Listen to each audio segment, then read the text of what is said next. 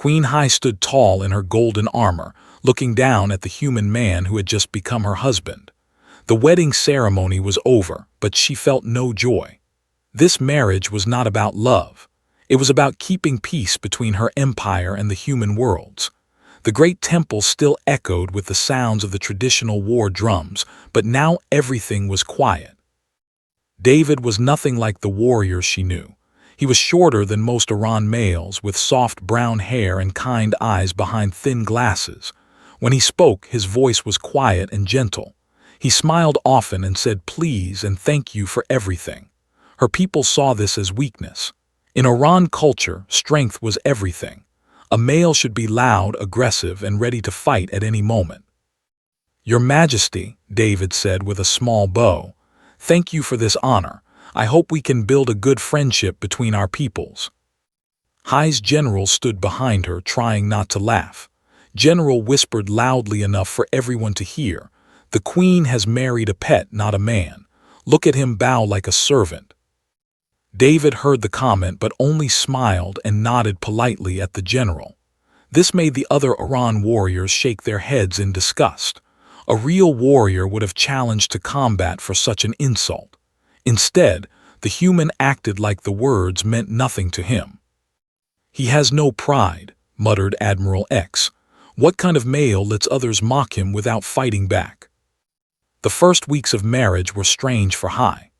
David spent his mornings in the royal library, reading books about Iran history and culture. He asked detailed questions about ancient laws, trade routes, and military traditions. The librarians were amazed by how quickly he learned to read their language. David also spent time with the palace servants. He asked about their families and remembered their names. He learned about their work schedules, their problems, and their dreams. When a kitchen worker's son got sick, David personally made sure the family received medical care. When a maintenance crew worked late to fix broken equipment, David brought them hot food and thanked them for their efforts. The palace staff began to love the strange human prince. They had never seen royalty treat common workers with such respect, but the nobles saw this as another sign of weakness. David also started a small garden in the palace courtyard. He planted earth flowers and vegetables, working with his hands in the dirt every morning before breakfast. The sight of the queen's husband doing such common work embarrassed the royal court. Noble Iran males were supposed to spend their time training for war or hunting dangerous beasts. Prince Enhai's cousin said it was shameful. "A male should fight and hunt," he declared at dinner one night. "Not play with flowers like a child. What will other empires think when they hear that our queen's husband grows vegetables?" David looked up from his meal and smiled. Growing food is important work. Without farmers, warriors would starve. Your soldiers need to eat before they can fight. The prince's face turned dark red. "Are you calling me stupid, human? Are you saying I don't understand war?" "Not at all," David replied calmly, cutting his meat with careful precision. "I'm just saying all work has value. Your strength protects people, and that matters very much. But feeding people matters too. A kingdom needs both warriors and farmers to survive." I watched this exchange with growing interest. David had turned an insult into a compliment so smoothly that Princeton could not stay angry. She began to notice that David did this often. When nobles tried to mock him, he found ways to change the conversation or make them look foolish without being rude. He never lost his temper or raised his voice. David also hosted small dinner parties twice a week in their private dining room. He invited different palace workers, from high-ranking officials to kitchen servants. These dinners confused everyone because David treated all guests the same way, whether they were important or not. He asked questions about their lives and listened carefully to their answers. "Tell me about the security systems," David said to a maintenance worker one evening. "They must be very complex to protect such a large palace." "Oh yes, sir," the worker replied eagerly. "We have energy shields, motion sensors, automated defense turrets, and guard patrols on every level. The control room can monitor everything at once." Hai watched David ask more detailed questions about patrol schedules, shift changes, and emergency procedures. He gathers information, she realized. The human was learning everything about how her empire worked, but he did it so naturally that people wanted to tell him things. Still, the rest of the court saw only weakness. They called David the soft king behind his back. Some nobles suggested that Hai should take a stronger male as her true consort and keep the human as a decoration. "He will get you killed," warned General as her military advisor. "When real danger comes, that human will hide behind your armor and cry like a baby. He has no warrior instincts." Hai found herself defending David more and more. "He is intelligent and kind. Those are not bad qualities in a leader." "Intelligence is useless without strength," the general replied firmly. "Kindness is just another word for weakness. When the horde attacks our borders, will your husband fight them with poetry and flower arrangements?" Late at night, when the palace was quiet, Hai would find David reading in their shared rooms. Sometimes he wrote in a small leather journal with a metal pen. The journal had a strong lock on it, and he carried the only key. He never let anyone see what he wrote, but he was always polite about keeping it private. "Important Earth poetry?" she asked one evening watching him write. David looked up from his writing and smiled. "Just keeping track of interesting things I learn each day. Your empire is fascinating. There's so much history and culture to understand." "Most of my people think you are weak," Hai said directly. She had learned that humans appreciated honesty more than polite lies. "I know," David replied without anger or hurt feelings. "Sometimes it's useful when people think you're harmless. They tell you more, and they don't see you as a threat. Information is often more valuable than strength." There was something in David's tone that made Hai look at him more carefully. For just a moment, his kind eyes seemed much older and more serious than she had realized. His hands, she noticed, had small scars on them that she had never seen before. But then he smiled again, and the moment passed like a shadow. "Would you like some tea?" he asked, getting up to make drinks for both of them. "I brought some earth herbs that might help you sleep better. They're very calming." As David moved around their room, making tea with careful, practiced movements, Hai wondered if there might be more to her quiet husband than anyone realized. His movements were too smooth, too controlled for someone who had never been trained in anything physical. And sometimes, when he thought no one was looking, his eyes held a darkness that seemed completely at odds with his gentle behavior. 3 months after the wedding, bad news arrived from the outer worlds. The horde was moving through space like a hungry beast, destroying everything in their path. Their black warships had been spotted near the edge of Iran territory, leaving nothing but wreckage and death behind them.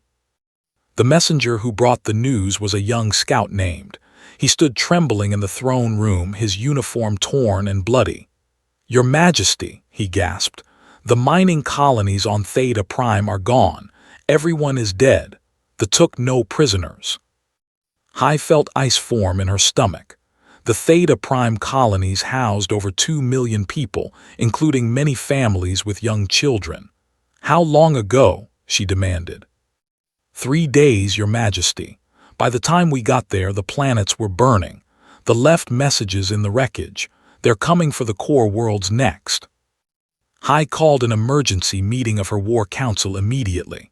The great hall filled with her strongest generals and admirals, all wearing their battle armor and carrying weapons. The mood was grim and angry. Outside the palace, word was already spreading that war was coming.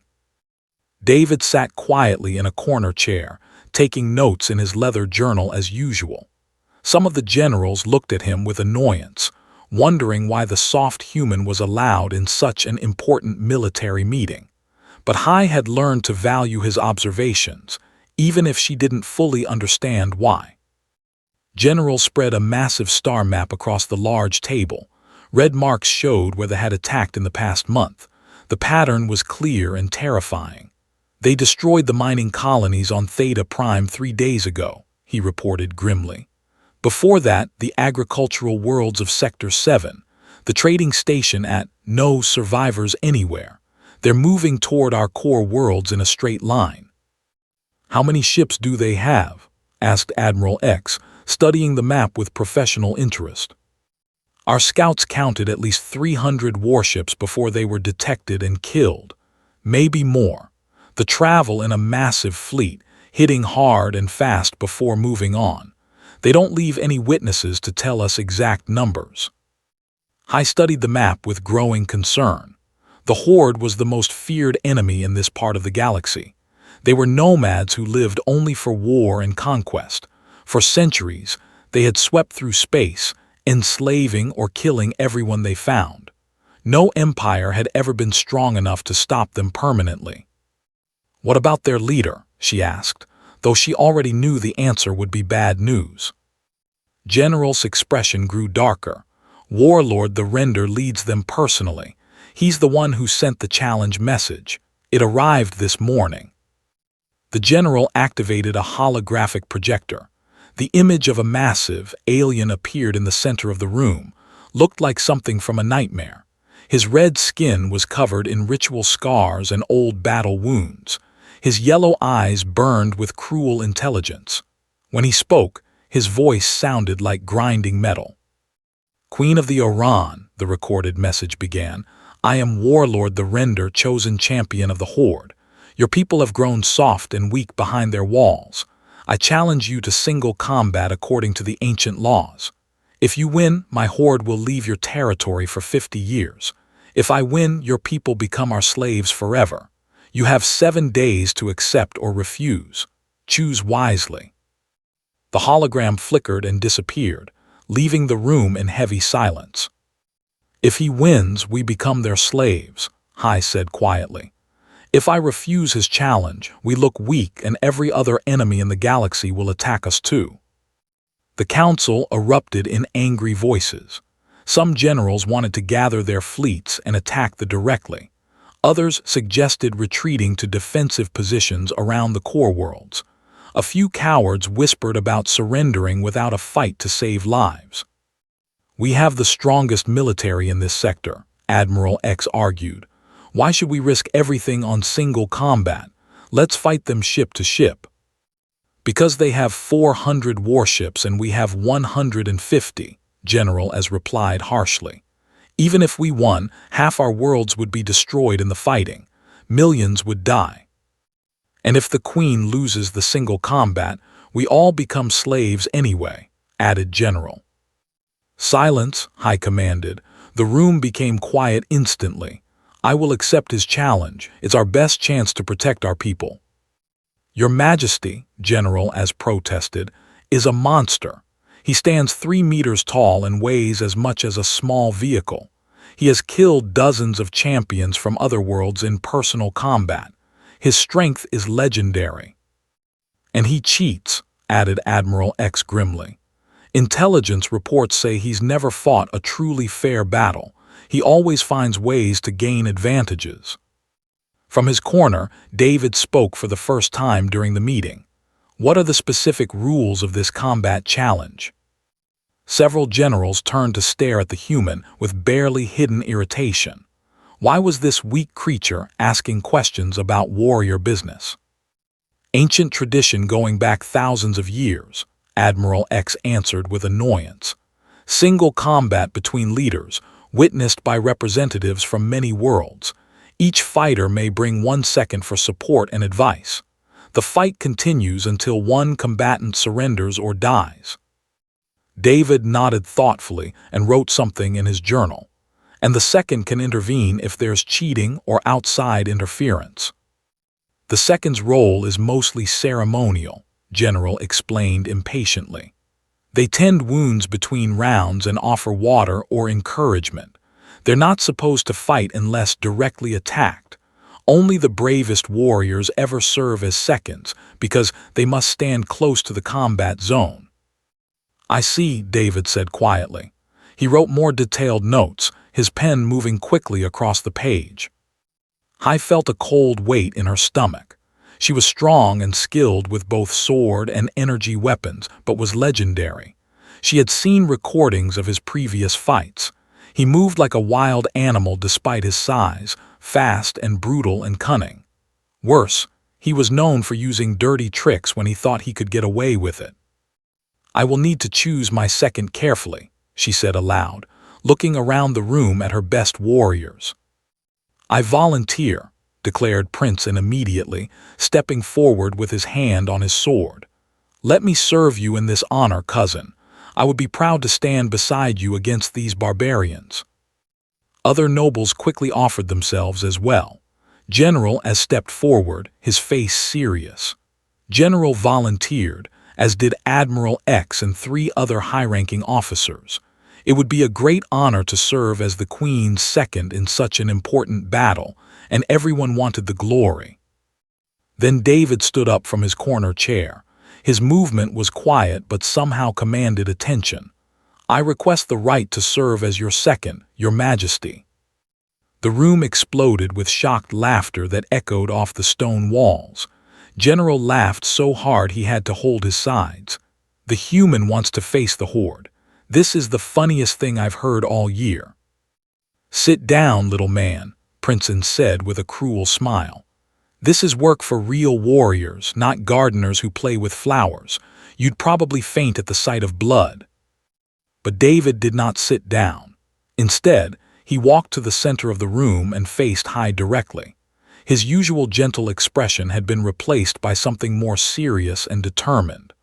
"By the ancient marriage laws of both our peoples, I have the right to serve as your second in any challenge that threatens your life. I formally request this honor according to legal tradition." Hyde stared at her husband in surprise. She had never seen him look so serious or speak with such formal authority. His voice carried a weight that made even the laughing generals pause. "David," she said softly, "this is very dangerous. Might try to hurt you to distract me during the fight. I don't want you to get killed because of my obligations." "I understand the risks perfectly," David replied calmly. "But I am your husband and this is my legal right. Will you grant my formal request?"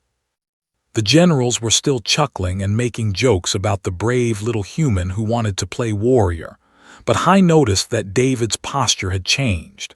He stood differently now, more balanced and alert, and his eyes held that dark shadow she had glimpsed before. By law, she could not refuse his request unless he was physically unable to serve. And looking at David now, she had the strangest feeling that he might be more capable than anyone realized. "Very well," she said reluctantly, "you may serve as my second." As the War Council continued planning for the battle ahead, Hyde noticed that David had stopped taking his usual careful notes. Instead, he sat perfectly still, staring at the star map with intense concentration. For the first time since she had known him, David looked like he was thinking seriously about violence. The neutral moon had been chosen for the battle. It was a dead world with no atmosphere, surrounded by empty space far from any inhabited system. The ancient arena built on its surface had hosted thousands of honor duels over the centuries. It was considered the most neutral ground in the galaxy. Hyde's ship, the Golden Spear, landed near the arena complex 3 hours before the fight would begin. She wore her finest battle armor, polished until it gleamed like silver fire under the artificial lights. Her sword and shield had been blessed by the war priests according to ancient tradition. She felt as ready as she could be, but her stomach still twisted with nervousness. David stepped out of the ship beside her, and Hyde almost gasped in surprise. Gone were his usual simple diplomatic clothes. Instead, he wore a strange black suit that seemed to absorb light rather than reflect it. It looked like normal clothing from a distance, but moved like flexible armor when he walked. The material was unlike anything she had ever seen before. Over his shoulder, he carried a small bag made of the same dark material. "Where did you get that outfit?" she asked, studying the unusual suit with growing curiosity. "I brought it from Earth," David replied simply, adjusting the collar with practiced movements. "Standard diplomatic gear, just in case situations become complicated. It looks like armor. It is armor, but it's also a communication system, environmental suit, and medical monitor all in one package. Human technology has some advantages. Around the arena, hundreds of ships had gathered to watch the combat. Representatives from dozens of alien species had come to see the famous warlord fight the Orion Queen. The parking areas around the moon looked like a massive spaceport, with vessels of every size and design imaginable. "Look at all those ships," Hai murmured, scanning the crowded space around them. "Half the galaxy is here to watch." David followed her gaze, his expression thoughtful. "Good turnout. Whatever happens here today will be remembered across many worlds. The political implications will be significant." Some observers had placed bets on who would win the combat. Most bet against Hai, not because she was weak, but because his reputation was so terrifying. Betting houses on a dozen worlds were taking odds, and the smart money was on the warlord. The arena itself was a huge circle surrounded by energy shields that could contain even nuclear explosions. The floor was made of metal grating that allowed spectators to see everything clearly from multiple angles. In the center, a raised platform would serve as the actual fighting ground. Everything was designed to give the audience a perfect view of the violence. As they walked toward the arena entrance, Hai saw the ships for the first time up close. They were black and ugly, covered in spikes and weapon mounts. Smoke poured from their engines, and everything about them screamed violence and death. The ships looked like they had been built specifically to intimidate enemies. "Impressive fleet," David observed calmly, counting vessels with his eyes. "About 400 ships, mixed classes. Heavy cruisers, destroyers, fighter carriers, support vessels. Very well organized for a nomadic force. Someone with serious military knowledge planned that formation." Hai stared at her husband in amazement. "How do you know so much about warship classifications and fleet formations?" "I read military journals," David answered with a small smile. But his eyes never stopped moving, studying ship positions, weapon placements, and defensive formations with obvious expertise. Inside the arena, the atmosphere was electric with excitement and tension. Thousands of alien spectators filled the seats, their voices creating a roar like ocean waves. The variety of species was incredible. There were insect-like, crystalline, gaseous in containment suits, and dozens of other races. Everyone wanted to witness this historic combat. The delegation sat in one large section, all of them warriors who looked like they bathed in blood for fun. They wore minimal clothing to show off their battle wounds, and their weapons were always visible. Even sitting still, they managed to look dangerous and ready for violence. Warlord waited on the fighting platform in the center of the arena. He was even more terrifying in person than in the holographic recordings. Nearly 3 meters tall, his body was a mass of muscle and old battle scars. His red skin looked like leather, and his yellow eyes glowed like a predator's. He wore minimal armor, preferring to show off his intimidating physique. In his massive hands, he held a war axe that could probably cut through steel plating. "So this is the famous Orion Queen," called out, his voice booming across the entire arena. "You are smaller than I expected. This fight will be over quickly, and then your people will learn what it means to serve the Horde." Hai climbed onto the platform and drew her sword with a ring of steel. The blade caught the arena lights and sparkled like captured. "We will see who serves whom, warlord." The combat referee, a neutral alien from the Galactic Council, began explaining the rules in a formal voice that carried across the arena. The fight would continue until one combatant surrendered or died. Weapons were allowed within reason, but no outside assistance except from designated seconds. Any cheating would result in immediate disqualification and dishonor. David climbed onto the platform and took his position at the edge, where seconds were supposed to wait during combat. Several warriors near the platform pointed at him and laughed loudly, making sure everyone could hear their mockery. "Look at the Queen's pet human," one shouted with cruel amusement. "He looks like he might cry when the blood starts flowing." "Maybe he will faint and fall off the platform," another added, causing more laughter from the section. "I bet he runs away when the real fighting starts," said a third warrior. David ignored their taunts completely, showing no reaction to the insults. Instead, he opened his small dark bag and began pulling out items with careful, methodical movements. A bottle of water, a compact medical kit, a towel for cleaning wounds. Normal things that any second would bring to help between rounds of combat. But then he pulled out something else that made Hai look twice. It appeared to be a simple tablet computer, but she noticed that David's fingers moved across its surface with the speed and precision of someone who used such devices professionally. Numbers and diagrams flashed across the screen too quickly for her to read, but they looked like technical schematics or tactical displays. "What is that device?" she asked quietly, trying not to let the crowd overhear. "Just making notes about the arena layout," David replied in a casual tone. "Security positions, emergency exits, structural weak points, that sort of thing. Standard diplomatic protocol for unfamiliar environments." Hai frowned. That seemed like an unusual level of preparation for someone who was just supposed to offer water and encouragement. Do all human diplomats take such detailed notes? "Good diplomats prepare for every possibility," David said simply, continuing to work with his device. "Information saves lives." The referee finished explaining the rules and stepped back to a safe distance. Around the arena, thousands of alien spectators fell silent, waiting for the historic combat to begin. Betting windows closed as everyone prepared to see whether the Oran Queen or the Warlord would emerge victorious. "Combatants prepare for battle," the referee announced. Raised his massive axe above his head and let out a war cry that echoed through the arena like thunder.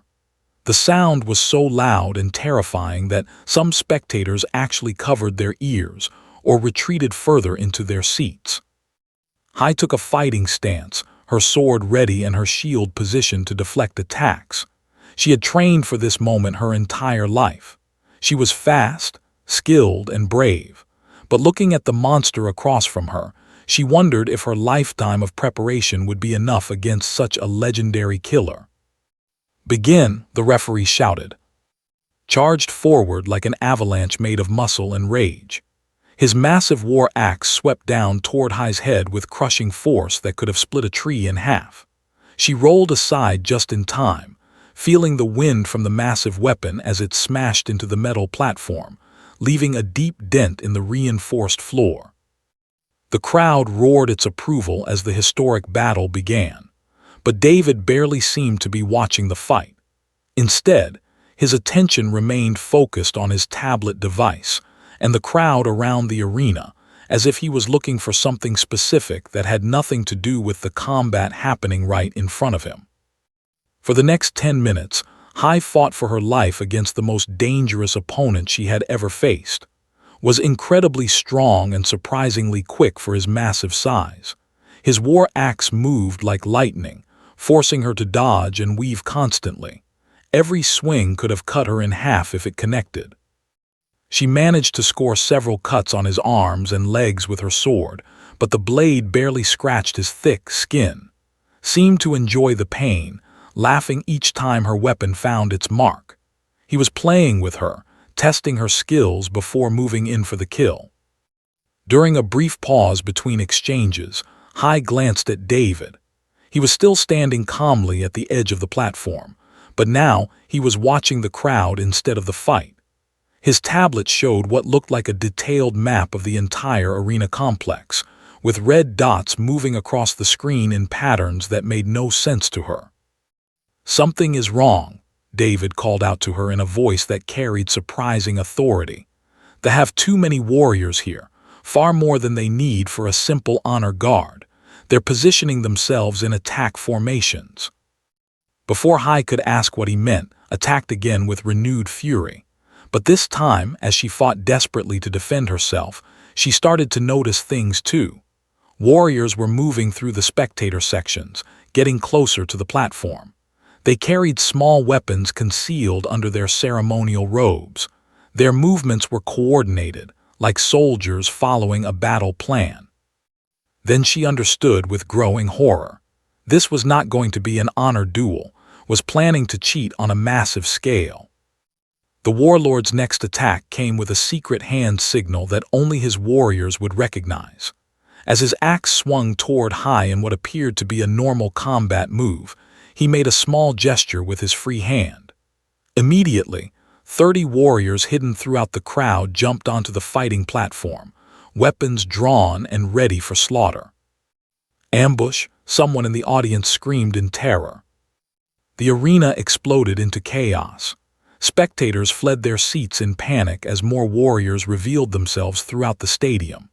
The referee tried to stop the cheating, but a blade cut him down before he could speak. More enemy soldiers poured onto the platform from all sides, surrounding Hai with a circle of death. "Now you die slowly, as all cowards should," laughed, raising his massive axe for a killing blow. "My warriors will make sure you suffer before the end." But before he could strike, something impossible happened. David moved. The quiet, gentle human who grew flowers and read poetry suddenly became something else entirely. His movements were so fast they seemed to blur at the edges, like he was bending the laws of physics. One moment he was standing peacefully at the edge of the platform with his small bag, and the next moment he was in the center of the fighting, moving like liquid death made flesh. A warrior rushed at David from behind, thinking the human would be easy prey. The alien was twice David's size and armed with a plasma rifle. David spun without even looking and drove his elbow into the warrior's throat with surgical precision. The sound of breaking cartilage echoed across the platform as the warrior dropped instantly, his neck shattered. Two more attacked from different directions, trying to overwhelm the human with coordinated strikes. David ducked under the first one's energy sword swing and swept his legs with a move so smooth it looked like dancing. The warrior crashed into his partner with bone-breaking force. Before either could recover, David had somehow produced a small black weapon from his bag. Two quick flashes of coherent energy, and both attackers collapsed with smoking holes in their chests. "What sorcery is this?" roared, momentarily distracted from Hai as he watched his elite warriors fall like children. David's answer was to throw something small and round into the group of warriors climbing onto the platform. The object exploded with a brilliant flash that temporarily blinded everyone nearby. In the confusion that followed, David moved through the enemy ranks like a ghost made of steel and fury. Hai watched in complete amazement as her quiet husband systematically destroyed the ambush. Every movement was precise and deadly, calculated for maximum efficiency. He seemed to know where each enemy would be before they arrived. When a warrior fired an energy rifle at him, David was already moving, the shot passing harmlessly through empty air where he had been a split second before. More weapons appeared in David's hands as if by magic. A collapsible rifle that he assembled in under 3 seconds. Small explosive charges that he placed with surgical precision on structural weak points. Personal energy shields that deflected incoming fire while he repositioned for better shots. Everything emerged from his innocent-looking bag or from hidden compartments in his strange black suit. "He's not human," one of the warriors screamed in genuine terror. "He's some kind of demon sent to destroy us." David heard this and actually smiled, though it was not his usual gentle expression. This smile was cold and sharp like a blade fresh from the forge. "Just a diplomat," he said calmly, then put an energy bolt between the screaming warrior's eyes with casual accuracy. The battle raged across the platform and into the spectator areas for 15 minutes of pure violence. Hai fought while David handled everything else with terrifying competence. The warlord was still strong and brutal, but he kept getting distracted by the impossible things happening around him. Every time more reinforcements tried to join the fight, David was there to stop them. He moved through their ranks like a natural disaster, leaving bodies scattered in his wake. His weapons never seemed to run out of ammunition, and his movements never slowed down or became clumsy despite the intense physical demands. "Where did you learn to fight like this?" Hai gasped during a brief pause in her own combat. "Earth University," David replied while reloading one of his energy weapons with practiced efficiency. "Advanced Political Science program with a minor in conflict resolution." Then he was moving again, intercepting 3 warriors who had been trying to flank Hai while she was distracted by conversation. The aliens in the audience sat in stunned silence, unable to believe what they were witnessing. The modest human diplomat had transformed into a one-man army more efficient than anything they had ever seen. Military experts from dozens of species watched his techniques with growing horror and fascination. "His tactics are perfect," whispered General of the Empire to his aide. "Every movement serves multiple purposes. He's not just fighting randomly, he's controlling the entire battlefield like a master chess player." "Look how he positions himself," added Admiral Ara of the Crystalline Fleet. "He's always in exactly the right place to support the Queen while eliminating the greatest threats. That level of spatial awareness is incredible." Slowly but surely, the number of attackers began to decrease. David had killed or disabled most of the ambush force with clinical efficiency, while Hai had managed to wound in several places. The warlord was still dangerous, but he was no longer confident of victory. "This was supposed to be an honor duel," protested, bleeding from deep cuts on his arms and chest. "Then you should not have brought an army," David replied simply. He stood next to Hai now, his strange weapons covering all approaches to the platform. Bodies of warriors lay scattered around them like broken toys after a child's tantrum. The remaining enemy soldiers backed away slowly, unwilling to face the terrifying human again. Some were already climbing down from the platform, retreating toward their ships in open panic. Looked around at his defeated warriors and realized his plan had failed completely. Worse, he was now facing not just the Oran Queen, but also something the galaxy had never encountered before, a human warrior in full combat mode. After the medical teams finished treating the wounded and removing the dead, Hai and David returned to their ship in heavy silence. The arena was nearly empty now, except for cleanup crews removing the bodies and repairing the damage. The fleet had retreated without firing a single shot, their leaders crushing defeat, leaving them leaderless and confused about what to do next. The surviving warriors had actually knelt before David as they surrendered, recognizing him as the apex predator they had always sought to follow. Many were now requesting permission to serve under his command, abandoning their nomadic lifestyle for the chance to learn from someone who had defeated them so completely. Inside their private quarters on the Golden Spear, Hai sat down heavily and stared at her husband with new eyes. David was back in his normal diplomatic clothes, making tea with the same gentle movements as always. His strange black suit was stored away, and he looked exactly like the quiet scholar she had married months ago. "I need answers," she said finally, her voice carrying the weight of royal authority. "All of them, no more secrets." David nodded calmly and brought her a cup of steaming tea in her favorite ceramic mug. "What would you like to know?" "Everything. Who are you really? Where did you learn to fight like that? What was that equipment you used? And don't tell me it was just standard diplomatic gear." David settled into his favorite reading chair and looked thoughtful for a long moment. "I told you the truth about everything important.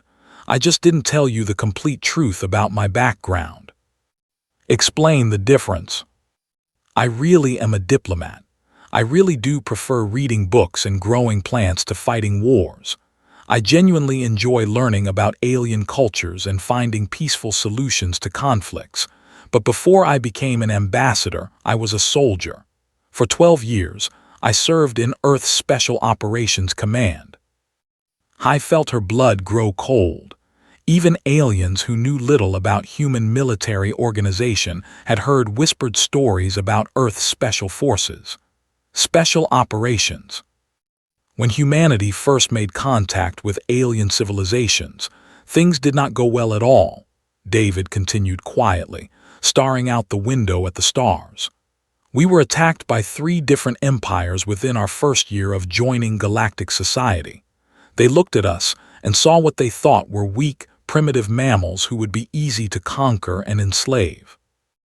David sipped his tea and his expression grew distant, as if he was remembering things he would prefer to forget. The hegemony attacked first, thinking they could capture Earth and use humans as manual laborers. Then the Razor clans decided our technology would be valuable to steal. Finally, the Crimson Empire wanted to test their new weapons on what they assumed would be helpless victims.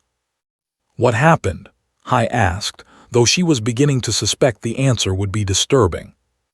They were all very wrong about humans, David said simply. Earth's first contact wars lasted 8 years. We were outnumbered by massive margins and had inferior technology at the start, but humans learn very quickly when survival is at stake. We adapted. We innovated. We became extremely good at warfare in a remarkably short time. How good? I asked, though she was not entirely sure she wanted to know. Good enough to defeat all 3 empires that attacked us simultaneously. Good enough that when the wars ended, those empires no longer existed as independent entities. Good enough that every other species in the galaxy decided negotiating was far preferable to fighting. That's when Earth decided to create the diplomatic corps. And you joined the diplomats after the wars. David smiled his gentle smile. Most of Earth's diplomats are former soldiers, Your Majesty. We learned very quickly that in a galaxy full of natural predators, our ambassadors needed to be capable of extreme violence while actively choosing peace instead. It makes negotiations much more productive when both sides understand the alternatives to cooperation. I thought about all the times David had been insulted or threatened by her nobles and military officers. He had always responded with patience and kindness, never showing anger or fear. Now she understood why those reactions had seemed so natural to him. You were never afraid of anyone in my court, she realized. You could have killed any of them at any time. Fear is not quite the right word, David said thoughtfully. Cautious, maybe. Your people are genuinely strong warriors and I respect that greatly. But afraid? No. I've seen what real monsters look like and your nobles are just politicians with sharp teeth. What about all that equipment you used in the fight? You said it was standard diplomatic gear. It was. Every human ambassador carries full defensive equipment, just in case situations become complicated. The suit is advanced body armor designed to look like normal clothing. The weapons are compact but extremely effective. The bag contained medical supplies, communication gear, emergency tools, and tactical equipment. David reached into his pocket and pulled out what looked like his ordinary writing pen. With a quick twist of his wrist, it extended and reconfigured into a small but clearly deadly energy weapon. Even my everyday writing instruments have multiple functions. I stared at the device in amazement. You wrote in your journal with that thing every single night. I also used it to disable dozens of listening devices that various nobles planted in our rooms over the past few months, David added with obvious amusement. Some of your people were very curious about human habits and weaknesses. A terrible thought occurred to Hai that made her stomach twist. If all human diplomats are like you, what are actual human soldiers like? David's expression became very serious, and for a moment she glimpsed the darkness that lived behind his kind eyes. You do not want to find out, Your Majesty. Please trust me on this point. Diplomats like me chose to leave the military because we grew tired of violence. The soldiers who stayed in service are the ones who never get tired of fighting. Over the following weeks, news of the arena battle spread across the galaxy like wildfire. The story grew with each telling, until David became a legendary figure spoken about in whispered conversations. Other alien empires began seriously reconsidering their opinions about humanity's place in galactic politics. Several aggressive species that had been planning attacks on human colonies quietly canceled their military operations. Intelligence reports suggested that at least 4 different empires were now actively seeking diplomatic relations with Earth, hoping to avoid ever facing human special forces in combat. The Horde, meanwhile, sent a series of surprising messages. Many of their warriors wanted to abandon their nomadic lifestyle and serve under David's command, recognizing him as the ultimate warrior they had always sought to follow. When David politely declined their offers, suggesting they try farming or construction work instead of raiding, some of them actually took his advice and established peaceful settlements on empty worlds. High's own nobles treated David completely differently now. Prince N had formally apologized for his earlier insults and requested lessons in human combat techniques. General asked respectful questions about Earth's military capabilities. Everyone wanted to understand more about humanity's true nature. "They're terrified," High observed one evening as they walked through David's expanded garden. "Good," David replied, watering his tomato plants with careful attention. "Fear prevents wars. When people know you can hurt them badly but choose not to, they become much more willing to resolve conflicts through conversation instead of violence." "Is that why you married me? To prevent a war between our peoples?" David stopped watering and looked at her with complete honesty. "I married you because the leaders of both our governments asked me to help build a lasting alliance between our species. But I stay married to you because I genuinely like and respect you. You're intelligent, brave, honest, and fair. Those are rare qualities in any leader." High felt warmth spread through her chest at his words, "Even though I'm not human." "Especially because you're not human," David said with a warm smile. "Differences between people make relationships more interesting and help both parties grow as individuals." As they continued walking through the garden together, High noticed something new and symbolic. David had planted earth roses next to Iran war flowers, creating beautiful patterns of color and texture. The 2 species of plants seemed to help each other grow stronger and more beautiful than either could have managed alone. "Is this intentionally symbolic?" she asked, gesturing at the mixed plantings. "Maybe a little," David admitted with a slight grin. "I like the way they look together, different but complementary."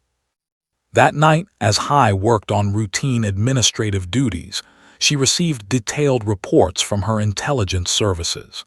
They had been investigating human civilization and military capabilities ever since the arena battle. The reports made for deeply disturbing reading that kept her awake for hours. Humanity had only been active in galactic politics for 50 years, but they had already fought and defeated 7 different alien empires in various conflicts. Their military technology was advancing at a rate that seemed to violate known scientific principles. Their soldiers were trained from childhood to be efficient killers, then taught to value peace and diplomacy above personal glory. Most disturbing of all, humans seemed to become exponentially more dangerous when facing stronger enemies. The harder the fight, the more creative and deadly they became in response. "Your Majesty," her chief intelligence officer had concluded in his final summary, "humanity may well be the most dangerous species in the galaxy, but they appear to genuinely prefer building civilizations to destroying them." High looked across their shared room at David, who was reading a book about Iran poetry while making notes in his journal. He noticed her attention and smiled with the same gentle expression he had worn on their wedding day. "Would you like more tea?" he asked kindly. "Yes, please," she replied. As David prepared tea for both of them with his usual careful attention to detail, High realized something profound. She had not married a modest man who happened to be capable of violence when necessary. She had married a warrior philosopher who represented something completely new in galactic politics, a species that became most dangerous precisely when they chose to be peaceful. The knowledge should have been terrifying. Instead, watching David tend to their simple domestic happiness, it made her feel safer and more hopeful than she had ever felt in her entire life.